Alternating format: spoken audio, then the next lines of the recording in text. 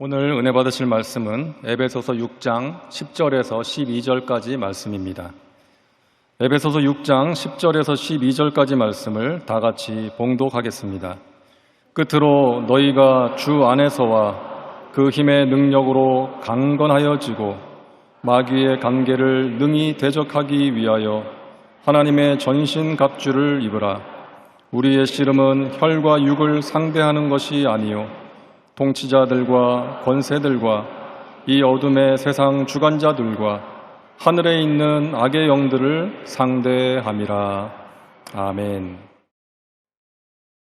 오늘 우리가 겪는 영과 홍과 유의 병은 마귀와 귀신들의 역사입니다.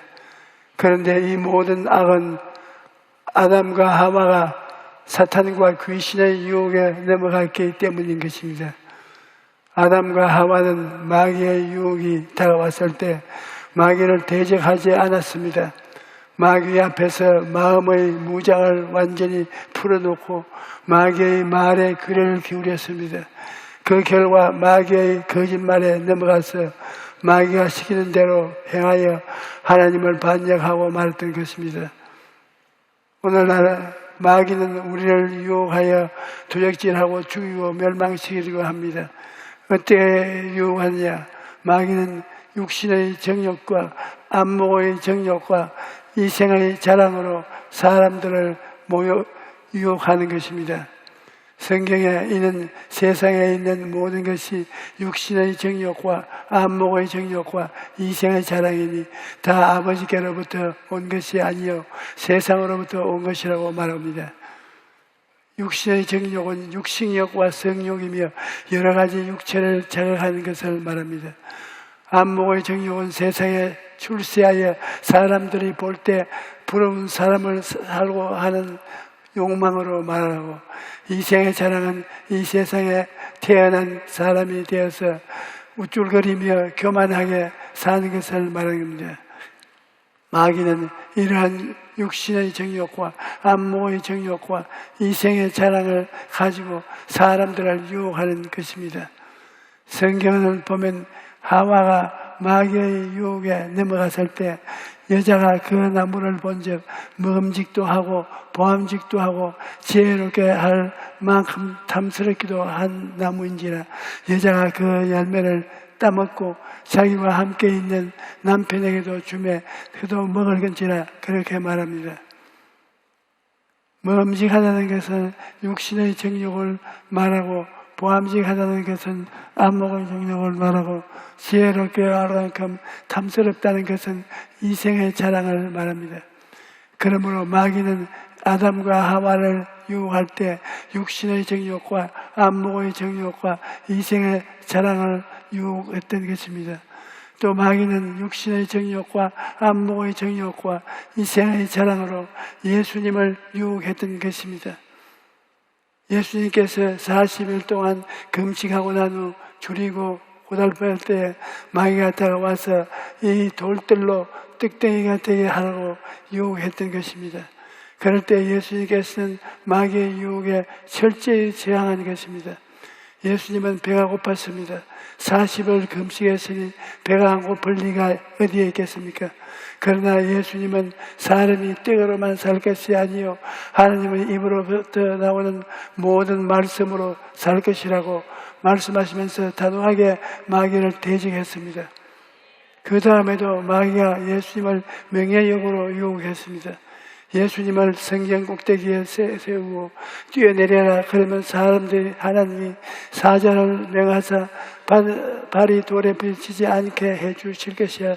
그리고 모든 사람들이 박수를 치고 환영을 하고 내가 명예를 얻고 존귀를 얻을 것이야. 그렇게 명예욕으로 유혹을 했던 것입니다. 그러나 예수님께서는 주 너희 하나님을 시험하지 말라고 말씀하시고 단호하게 대적했습니다. 그 다음 마귀는 권력 유혹을 가지고 유혹을 했습니다. 너희 엎드려 경배하면 천하만국을 영광을 주겠다고 말했습니다. 그러나 예수님께서는 사람이 사탄아 물러가라 기록되었을 때 주 너희 하나님께 경배하고 다만 그를 섬기라고 하였습니다. 말씀하시고 마귀를 대적했습니다.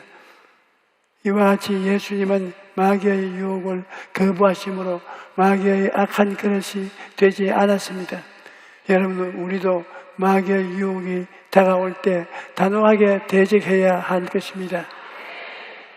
제가 어릴 때 겨울이 되면 꿩 사냥을 했을 때 꿩을 어떻게 잡느냐 하면 송곳으로 콩에다 구멍을 뚫어서 그 안에 비상을 넣고 구멍을 밥풀로 싹 듬덕였을 것입니다. 그리고 눈이 오는 날 꿩이 산에서 많이 내려와서 밭에다가 그 콩을 뿌려 놓습니다. 그리고 난 다음 멀찍한 곳에서 외투를 덮어쓰고 기다리고 있습니다. 그러면 꿩들이 와서 그 콩을 덥석 먹을 것이 같은데 그렇지 않습니다. 꿩도 지혜가 있어서 덥석 먹지 않습니다. 꿩들이 와서 그 콩을 보고 줄을 지어서 지나가고 또 유혹에 못 이겨서 또 와서 보고 지나갑니다. 그러다가 결국 유혹을 이기지 못하여 콩을 집어서 먹고 얼마 있지 않아서 끄끄 하면서 쓰러지고 마는 것을 꽁입니다. 여러분, 마귀가 유혹할 때 머뭇거리고 단호하게 대적하지 않으면 결국 그 유혹에 넘어가서 파멸을 당하고 마는 것입니다. 오늘날 가장 큰 문제는 예수 믿는 사람들이 마귀를 대적하지 않는다는 것입니다. 이 세상을 살아갈 때 마음을 활짝 열어놓고 마귀야 마음대로 출입하라, 그런 태도로 가지고 살아가는 것입니다. 마귀가 육신의 정욕과 안녕의 정욕과 이 세상의 자랑으로 공격하면 그대로 마음을 문을 활짝 열어놓고 받아들이고 그대로 끌려가는 것입니다. 오늘날 우리에게 한국에 1000만 명이 되는 크리스천이 있다고 하는데 우리가 빛과 소금의 역할을 제대로 감당하지 못하고 있습니다. 빛은 어둠을 대적하고 소금은 부패를 대적합니다. 그런데 빛의 자녀인 우리가 어둠을 다가올 때 그대로 어두움을 받아들여서 같이 어두워지면 안 되는 것입니다. 우리가 세상의 소금인데 세상과 함께 부패하면 안 되는 것입니다. 교회가 세상의 빛과 소금이 되지 못하면 교회가 사회에 대한 리더십도 발휘하지 못하는 것입니다. 그러므로 여러분, 세상의 홍수에 같이 떠나가지 마십시오. 여러분은 세상의 소환자가 아니라 하나님의 자녀들인 것입니다. 그러므로 여러분, 어둠과 부패를 가득한 세상과 타협해서 안 됩니다. 마귀의 유혹을 물리치고 대적해야 하는 것입니다. 그러면 우리가 마귀를 대적하고 우리 삶을 지키기 위해서 어떻게 해야 합니까? 성경은 마귀의 관계를 능히 대적하기 위하여 하나님의 전신갑주를 입으라고 말합니다. 왜 하나님의 전신갑주를 입어야 할까요? 그것은 우리의 싸움이 혈과 육을 상대하는 것이 아니라 통치자들과 권세자들과 이 어두움의 세상 주관자들과 하늘에 있는 악의 영들을 대적하는 것이기 때문입니다. 그러므로 우리 힘이 아니라 하나님의 전신갑주를 입고 싸워야 되는 것입니다. 우리가 교회 성도들의 간증을 들어보면 그분은 결혼할 당시에 시어머니가 반신불수였는데 결혼한 후에 그 사정을 들어보니 시어머니가 무당이 된 신내림을 거절해서 그렇게 반신불수가 되었다고 말합니다. 그 말을 듣고 이 며느리가 시어머니를 위해서 기도를 시작한 것입니다. 그 성도님이 간증하기를 옛날에는 자기가 집에서 여의도로 오는 버스가 없었기 때문에 집 근처에 있는 개천가에 가서 돗자리를 깔고 거기에서 예배를 드리고 기도를 했다는 것입니다. 그래서 시어머니를 위해서 기도했는데 시어머님이 점점 좋아져서 1년 만에 반신불수가 완전히 나았다는 것입니다. 여러분, 이와 같이 진리병의 배후에는 마귀와 귀신이 역사할 때가 있는 것입니다. 그러나 여러분이 하나님의 전신갑주를 무장하고 마귀를 대적하면 마귀가 한 길로 왔다가 7길로 물러가는 것입니다. 우리가 마귀를 대적하기 위해서는 먼저 진리의 허리띠를 매야 합니다. 허리는 우리 몸의 기둥이요 중심입니다. 허리를 다치면 전신을 서지 못합니다. 그런데 우리의 육체뿐 아니라 우리 마음과 신앙생활에도 허리가 있습니다. 이 마음의 허리를 진리이신 예수님으로 단단히 동여매야 하는 것입니다. 마음의 허리를 세상이나 철학이나 지식으로 묶어놓으면 마귀가 공격을 이겨낼 수가 없습니다. 세상의 유혹의 강풍이 휘몰아치면 이와 같은 것들을 순식간에 흔들리고 뿌리가 뽑히고 날아가 버립니다. 혹은 죽음의 지진이 일어나서 뒤흔들며 버리면 인간의 철학이나 지식으로 받쳐놓은 허리는 그대로 무너져 버리고 마는 것입니다. 그러므로 우리는 예수 그리스도로 허리를 동여매야 하는 것입니다. 예수님이 삶의 기둥이요 중심이 되면 이 사람은 어떠한 형편에도 요동하지 않습니다. 예수님께서 세상을 이겼기 때문에 세상 바람이 아무리 불어와도 그 세상 바람이 예수님을 넘어뜨리지 못합니다.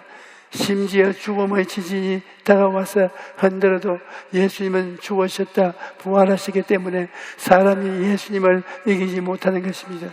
그러므로 우리가 예수 그리스도로 허리띠를 띠고 예수 그리스도로 우리 마음의 중심을 꽉 붙잡고 있으면 어떠한 세상 바람이 불어도 조금도 요동하지 않고 살아갈 수가 있게 되는 것입니다.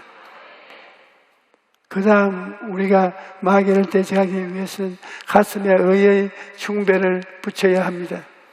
사람으로 동물과 달라서 양심의 가책을 느끼면서 살아갑니다.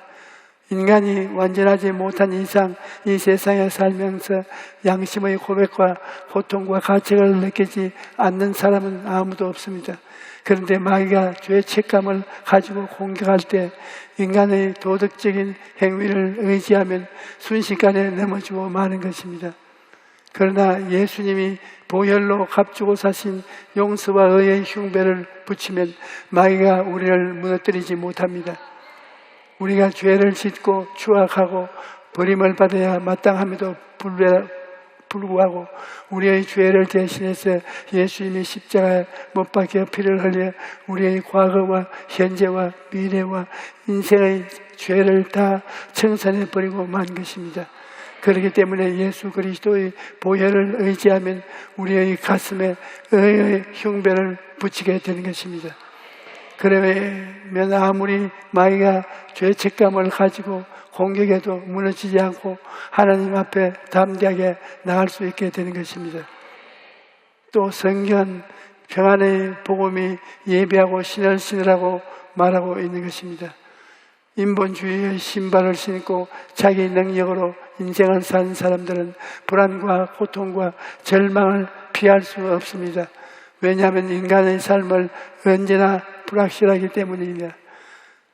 당장 내 앞에서 무슨 일이 일어날지 모르는 거로 인본주의에 살아가는 사람은 결코 평안을 얻을 수가 없습니다. 그러나 아예 여러분과 나는 예수 그리스도 안에서 평안을 얻을 수가 있는 것입니다. 예수님이 십자가에 못 박혀 몸짓고 피를 흘리심으로 우리에게 오중보험과 삼중 축복의 은혜를 예비해 놓으셨기 때문입니다. 그 다음 믿음의 방패를 가져야 합니다. 마귀가 끊임없이 우리에게 의심의 화살을 쏘기 때문에 이를 막을 수 있는 믿음의 방패가 있어야 하는 것입니다. 우리가 믿음의 방패를 가지려면 하나님을 바라보아야 되는 것입니다. 하나님을 바라보고 믿습니다를 나아가는 사람들은 마귀의 공격에 절대로 넘어지지 않는 것입니다. 또 구원의 투구를 써야 합니다. 머리는 모든 생각과 사상의 근원이 되는 것입니다.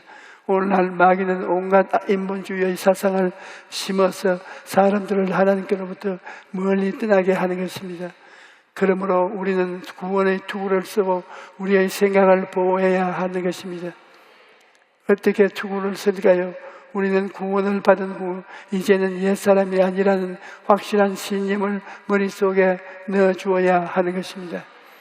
고린도후서 5장 11절에 그런즉 누구든지 그리스도 안에 있으면 새로운 피조물이라 이전 것은 지나갔으니 보라 새 것이 되었도다 고 말하는 것입니다. 그러므로 우리는 예수님을 십자가를 의지하고 나는 용서받은 사람이 되었으며 성령 받은 사람이 되었으며 치료받은 사람이 되었으며 복받은 사람이 되었으며 영생을 얻은 사람이 되었다는 지식을 확실히 가지고 있어야 되는 것입니다. 그런데 예수님의 갈보리 대속에 대한 지식만으로는 승리하지 못합니다. 하나님의 말씀에 대한 지식과 함께 성령의 운행이 있어야만 됩니다. 지식이 있은 다음에는 성령님께서 운행하셔야 말씀이 역사하는 것입니다. 그래서 저는 말씀을 증거할 때 언제나 성령님 도우심을 구합니다. 나를 도와주시옵소서, 기름 부어 주시옵소서, 은혜 베풀어 주시옵소서 이렇게 기도하는 것입니다. 그러면 성령께서 도우시는 것입니다. 특별히 병자 위에 기도하고 난 다음에 어떤 사람이 병이 나았다는 것을 깨닫게 해주시는 것은 성령께서 하시는 것입니다. 그리고 제가 이런 병이 나았다고 말하는 것이 왜 필요하냐 하면 성도들이 마음에 믿음이 있어도 막연한 믿음인데 말씀을 들으면 그것을 접촉점으로 해서 믿음을 풀어놓는 것입니다. 그러면 성령님이 역사하셔서 기적이 일어나는 것입니다. 그런데 말하기 전에 성령님께 부탁하고 기도해야지 자기 마음대로 말을 했다는 큰일이 나지요. 그렇기 때문에 성령님이 도와주시옵소서, 말씀하여 주시옵소서, 깨닫게 해 주시옵소서. 성령님과 함께 목회를 해야 성령님이 역사하시는 것입니다. 나는 블라스터버 성회를 잊을 수가 없습니다. 공산당이 무너졌을 때 약 5만 명의 공산주의자들이 모였는데 당시 5만 명이 모인다는 것은 대단한 숫자인 것입니다. 그런데 공산당 서기장이 휠체어를 타고 집회 장소에 왔는데 그는 중풍병자였습니다. 제가 말씀을 전가하고 난 다음에 청중들에게 회개를 하고 아픈데 손을 얹으라고 했어요. 그리고 제가 간절한 마음으로 하나님 여기 병든 자들이 다 고치되 제 공산당 서기장을 꼭 낫게 해 주시옵소서 그렇게 기도했습니다. 그런데 내 마음속에 하나님의 웃음소리가 들려요. 만물을 지으신 분의 권세가 있는 웃음소리가 하하하라고 들려옵니다. 그래서 기도를 하고 난 다음에 이제 누가 나았다 하는 것을 말하는데 공산당 서기장을 보고는 말을 못하겠다 그러고요. 공산당 서기장인데 나았다고 했다가 안 나으면 날이면 거짓말쟁이가 되거든요. 그런데 그때 내 가슴 마음속에 성령님이 말씀하는 고요한 속삼이 저 사람이 낫지 않는다면 저 자리에 내가 너를 앉혀줄까? 저는 화들짝 놀라며 아닙니다. 손사래를 쳤습니다. 그러면 말하라. 말을 내가 하고 고치는 것은 내가 고치느냐. 그래서 내가 공산당 서기장이 휠체어를 타고 왔는데 하나님 성령이 임하셔서 고쳤으니 일어나라고 선포했습니다. 나도 레마를 받았고 그 사람도 낫는다는 레마를 받았는데 내가 안 불러주니까 낙심이 되어서 그만 그 믿음이 역사 안 하려고 하는데 내가 하나님의 말씀에 순종을 하여 나았다고 말을 하니까 화닥닥 일어났어요. 그리고는